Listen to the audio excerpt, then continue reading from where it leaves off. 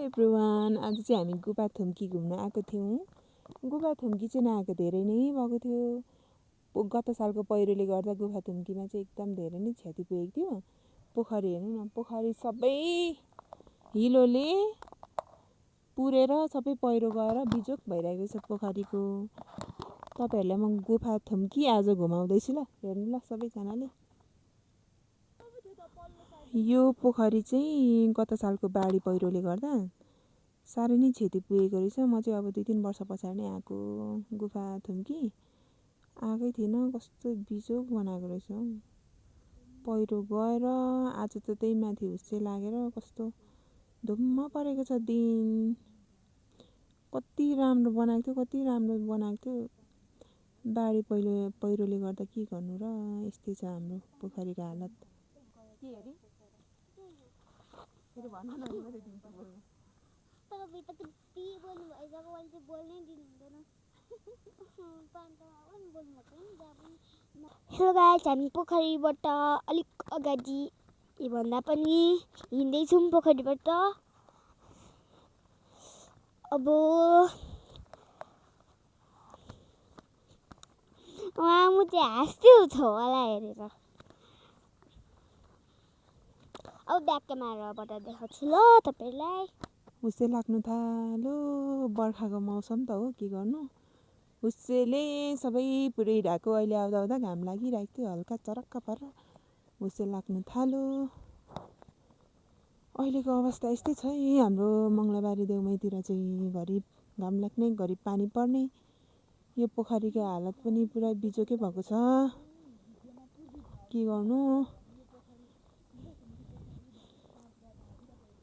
कस्तो राम्रो थियो, कस्तो राम्रो थियो। अहिले सबै पोखरी पुरिएर बिजोक भएको रहेछ। नमस्कार, आज चाहिँ म चाहिँ आशा श्रेष्ठ हो। आज म गुफा थुम्की घुम्न आएको थिएँ। यहाँ चाहिँ पोखरी लबडाँडा यो चाहिँ रहेछ। आज चाहिँ म यो पढेर सुनाउँछु। कस्तो लाग्यो तपाईँलाई, अब कस्तो लाग्यो लाइक कमेन्ट सेयर सबै गरिदिनु होला। सकिन्छ सफा गरौँ, सफा बसौँ, सकिँदैन कमसेकम फोहोर नगरौँ। सभ्य र विवेकशील नागरिक बनाऊ, असल नागरिकको परिचय देऊ।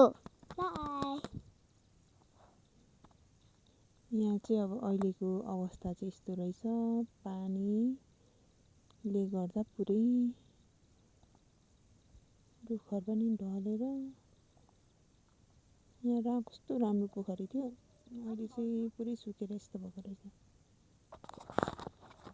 हेलो गाइस, अब चाहिँ हामी डाँडा जाँदैछौँ। माथि डाँडा हेर्नु। हामी चाहिँ अहिले डाँडा जाँदैछौँ। डाँडा चाहिँ अब कस्तो छ हेरौँ।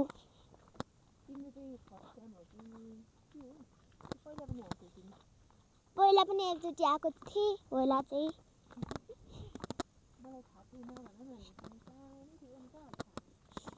मलाई थाहा छैन नि।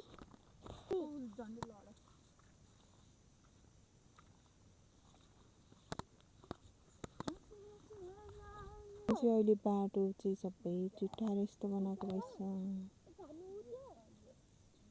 बिजोकै बनाएको रहेछ नि त। आज बाटोको हालत हेर्नु त, यतापट्टि यस्तो छ, त्यतापट्टि त्यस्तो छ।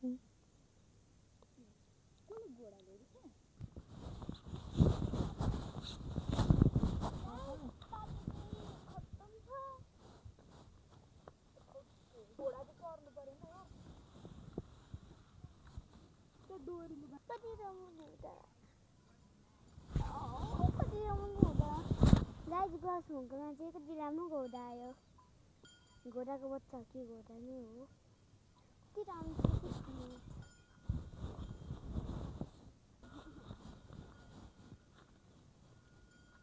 घाँसमा खेल्दैछ, कति राम्रो जग्गा नै हुन्छ।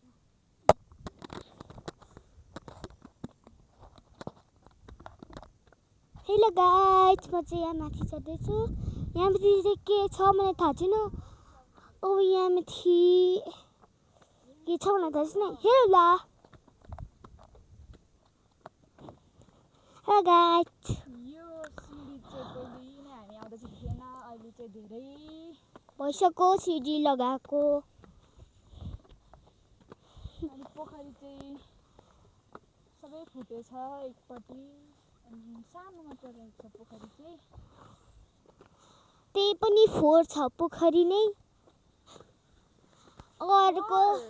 अर्को चन्दा चाहिँ के थियो देउमाई खोला। हामी चाहिँ डाँडातिर चढ्दैछौँ। अब मुनि मुनि चाहिँ हेरिसकेर खुसी लागेर खत्तम भएको छ।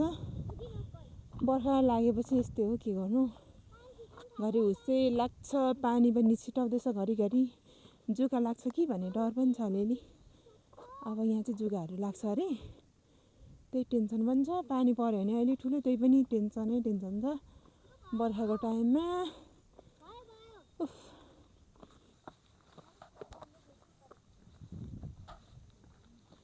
यहाँ सिडी बनाएको रहेछ, मलाई थाहै थिएन। म धेरै वर्ष पछाडि आएँ जस्तो लाग्न थाल्यो।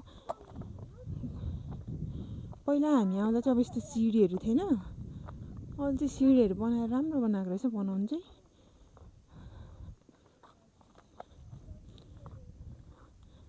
आफ्टर सो लङ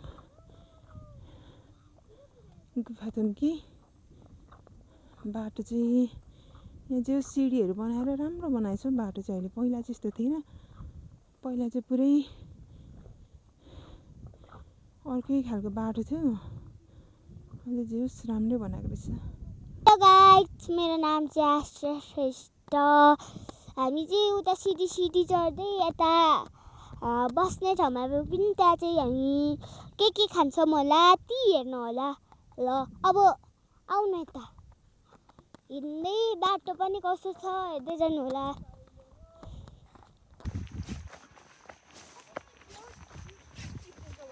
यस्तो चिल्लो छ सिडी, चिप्टेर लड्यो भने। बिस्तारै हिँड है बाबा, बिस्तारै। कति चिल्लो हौ यो।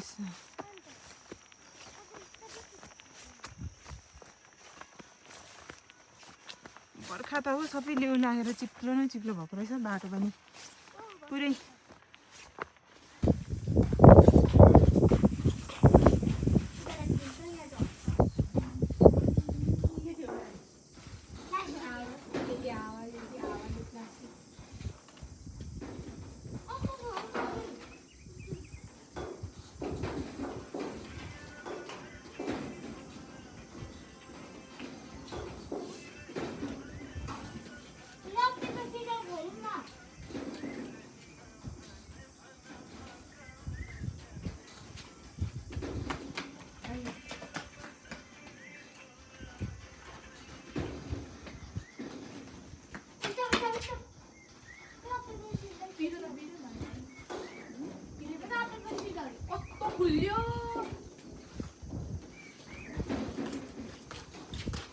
यस्तो छ है आज शनिबारको गुफाथुम्कीको चाहिँ मौसम।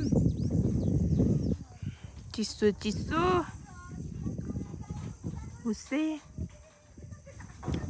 त्यही त हो नि बर्खाको मौसम। त्यस्तै हो त्यस्तै। यहाँ चाहिँ मेरो छोरीहरू हिँडिरहेको छ अगाडि बाटो। जुगा छ नानी, जुगासँग कति डर लाग्दैछ तिमीलाई? जुगा देखेको छौ अहिलेसम्म? अनि नदेखेको चिजसँग चाहिँ के को डर यहाँ के भन्छ भन त? छिटो जुका नठेल चिप्लो छ, खुट्टा भाँचिन्छ यस्तोमा। बिस्तारो हिँड, बिस्तारो। यो चाहिँ गुफाथुम्कीको चियाबारी।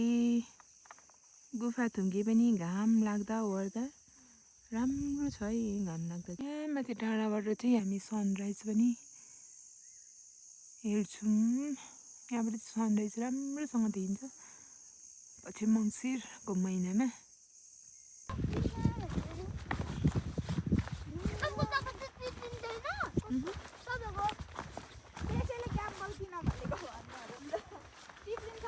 अलिक उयो झारझार भएको ठाउँमा टेक्दै हिँड न। झारझारमा चिप्लिँदैन नि त। हामी दार्जिलिङ गएको चाहिँ भर्खर गएको आधी बाटोमा पुग्यौँ।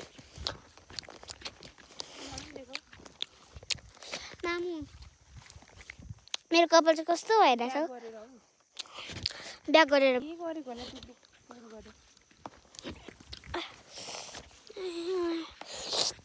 चटपटी हिँड्दै खाँदैछु चटपटी। भ्लग चाहिँ कतिखेर बनाउनु भनेर अहिले भ्लग एकछिनमा चटपटी खाने। अब चाहिँ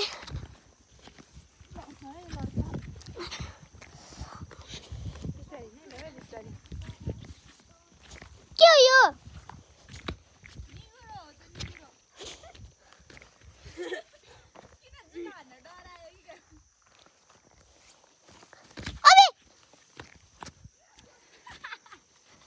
पकड्नु नचिप्ले हो चिप्ली सक्यो। अब हामी चाहिँ जाँदैछौँ घर। बचेराहरूसँग घुम्न आएको के गर्नु यस्तो मौसममा। ठुलै हो 9 नजाउँ भन्दा पनि जाउँ के जाउँ के जाउँ हुन्छ। लानु के लानु भन्छ के गर्नु र गाह्रो छ हामीलाई। धेरै गाह्रो छ दिन्छु।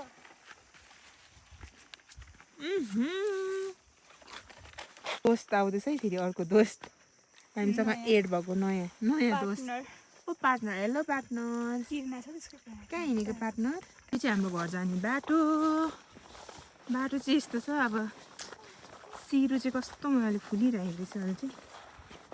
सिरो फुल्ने टाइम भएछ हौ। हेलो गाइजहरू हामी चाहिँ फुलबारी गएको छौँ। फुलबारी होइन फुलबारी जस्तै छ यो कति राम्रो हेर्न होला सक्नुहुन्छ। फोनमा मात्रै देख्नुभयो होला यो असलीको हो हुनुमा। यो चाहिँ हाम्रो घर जाने बाटो चाहिँ यस्तो छ। कति राम्रो छ दार्जिलिङ बाटो। यो चाहिँ सिरो फुलेर यस्तो राम्रो भएको छ अहिले। बोक्नु न मामु चटपटी खाँदैछु। कस्तो खाइ नपाएको हजुर दिनु भाउजू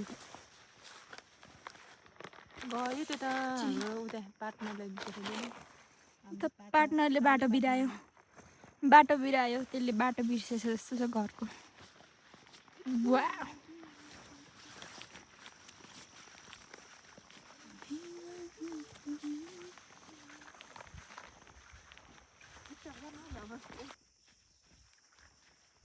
उल्टो घुम्छ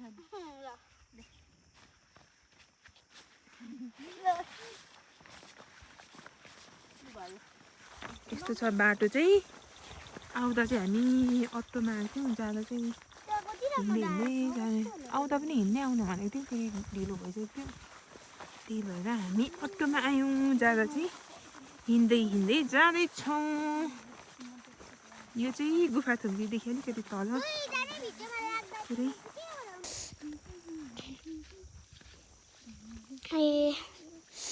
हामी चाहिँ जाँदैछौँ। मेरो मुखमा चाहिँ किन घाउ भनेको भने पनि एकछिन हुन्छ ल। यो त निङ्गुरो नै हो नि के हुने हो यो त निङ्गुरो।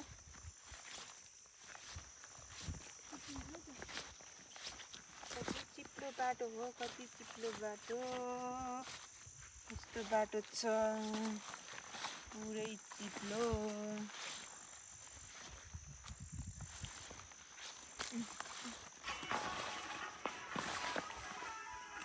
कति अप्ठ्यारो छ बाटो। कस्तो छ बाटो चाहिँ।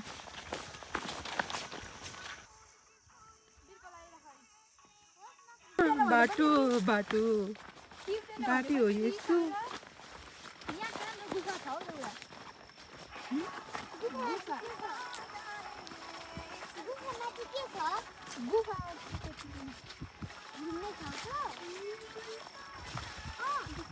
बाटो मौसम सबै मिक्स।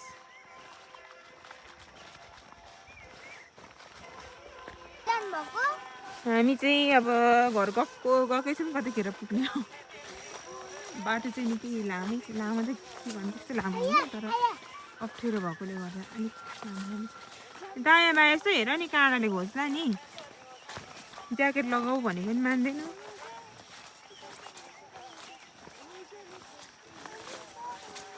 नानीलाई जुका देखाइदिउँ भनेको त जुका त आज एउटा भेटिनँ त मैले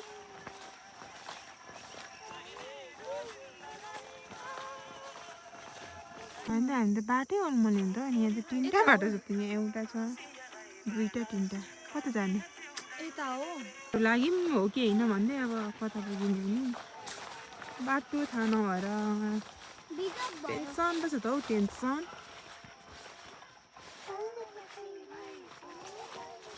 यही हो कहिले आएको साइकल होइन भने मैले चाहिँ के गरेर गेस गरेर हाने नि यतापट्टि छ गएको थियो कि अनि यतापट्टिको साइड जस्तो लाग्यो होइन होला ऊ त बिचको थियो होला बिचको थियो नि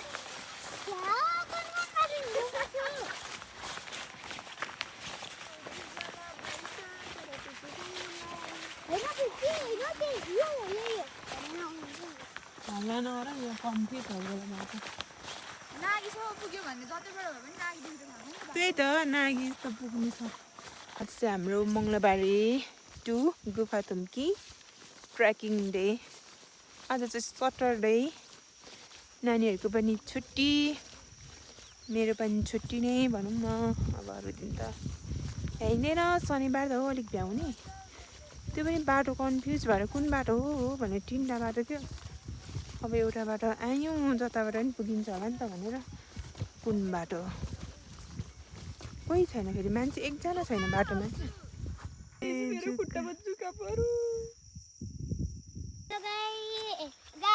हुर्किँदैछु आज कोही पनि सिद्धेको छैन कि अनि दिदीको खुट्टामा चाहिँ जुका पऱ्यो मलाई साह्रै डर लाग्यो जुका देखेर चाहिँ अब मेरो खुट्टामा चाहिँ नपरोस् है जुका साह्रै डर लागिरहेको छ भने जुका पऱ्यो भनेर अब न बाटो थाहा छ न मान्छे कोही छ हेर न फेरि यहाँ क्या अब यो कता जानु चाहिँ कता चाहिँ जानु बाटो कुन चाहिँ बाटो हो यो कुन चाहिँ हो बाटो झाडी झोर यो हुस्सेले गर्दा बाटो नचिनेर बिजोक छ बिजोक यस्तो छ बाटो झोड झाड परेको काहीँ केही देखिएको छैन हिँडेको छ एउटालाई जुकाकै टेन्सन छ एउटालाई यहाँ परिसकेर पनि टेन्सन छ फेरि पर्छ भन्ने टेन्सन छ गाइस रोडमा आइपुग्यो रोडमा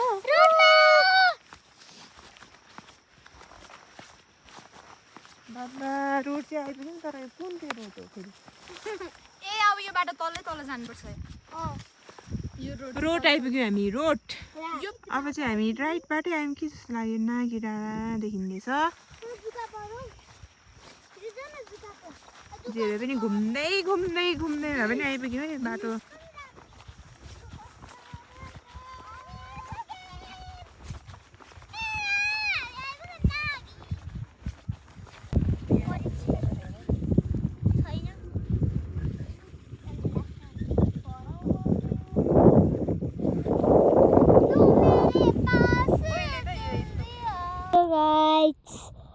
हामी चाहिँ नागी डाँडा पुग्यौँ अनि यहाँ चाहिँ यसको डाँडा राम्रो छ कति राम्रो छ अनि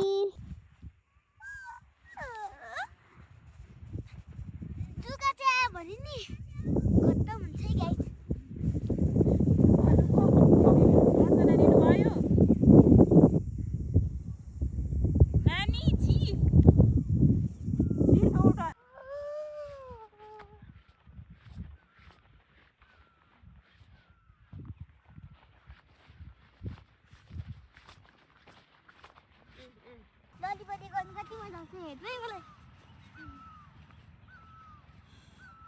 भयो नानी छि भयो लु उठा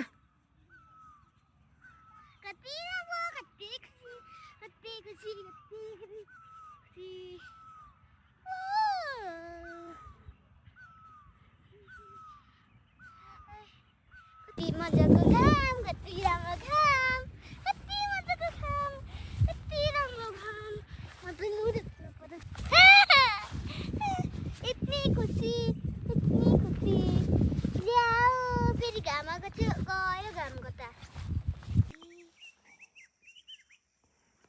माई सेलु लभर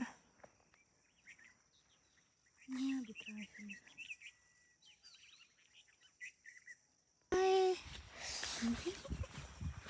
अहिले टिप्दा टिप्दै लडिजान्छ हुँदैन अब त्यो टिप्न सकिँदैन